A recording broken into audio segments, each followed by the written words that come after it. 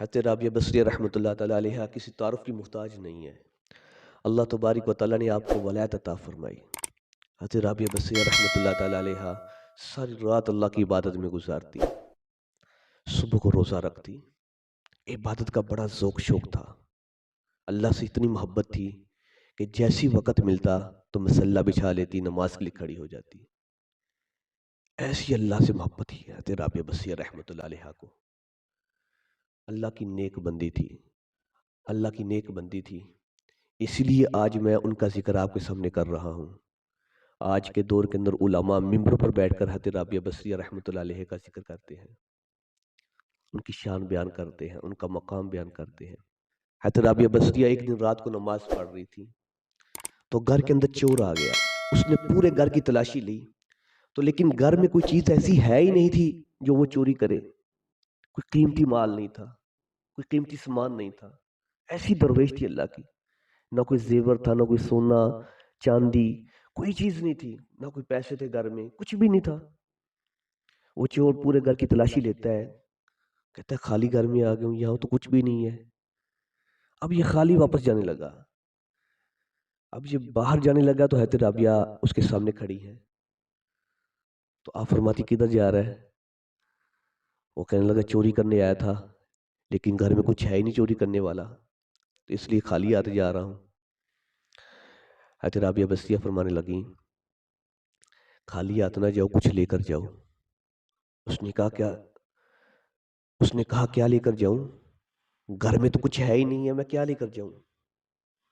تو خالی ہاتھ ہی جانا پڑے گا۔ تو آپ فرماتی ہے نہیں، تم آئے ہو کچھ لے کر جاؤ، خالی ہاتھ نہ جاؤ۔ اس نے کہا میں کیا لے کر جاؤں، یہاں سے کچھ ہے ہی نہیں ہے۔ تو آپ فرماتی ہیں وہ لوٹا پڑا ہوا ہے، اس کے اندر پانی ہے، وضو کرو، اور وضو کر کے اندر جاؤ مصلی، اور وضو کر کے اندر جاؤ مصلی، اور وضو کر کے اندر جاؤ اور مصلی کے اوپر کھڑے ہو کر نماز ادا کرو۔ یہ جو چور تھا اس نے کہا چلو کچھ، یہ جو چور تھا اس نے کہا کچھ لیا تو نہیں ہے اس گھر سے، تو یہ جو چور تھا اس نے کہا چوری کرنے آیا تھا، کچھ ملا تو نہیں ہے، تو چلو کوئی بات نہیں ہے، ان کی بات مان لیتا ہوں۔ اس نے وضو کیا، وضو کرنے کے بعد اندر گیا اور مصلی کے اوپر کھڑے ہو کر اس نے نماز شروع کی۔ اب اس کو نماز کے اندر اتنا مزہ آیا، حضرت رابعہ بصریہ نے اللہ کی بارگاہ میں دعا کی، یا اللہ اس کو تیری بارگاہ میں پیش کرنا میرا کام تھا، اے اللہ اس کو تیری بارگاہ میں پیش کرنا میرا کام تھا، مولا اب اس کو ہدایت عطا کرنا یہ تیرا کام ہے، مولا اب اس کو ہدایت عطا کرنا تیرا کام ہے۔ حضرت رابعہ بصریہ نے جب یہ دعا کی، اس نے نماز پڑھی، نماز میں اس کو بڑا مزہ آیا، سکون ملا۔ وہ نماز پڑھتے جا رہے ہیں، رات گزر کی، رو رو کے اللہ کی بارگاہ میں دعا مانگتا رہا، یا اللہ مجھے معاف کر دے، آج کے بعد گناہ نہیں کروں گا، چوری نہیں کروں گا، زنا نہیں کروں گا، شراب نہیں پیوں گا، سارے گناہ گنا گنا کے اللہ کی بارگاہ معافی مانگ رہا، اللہ مجھے معاف کر دے۔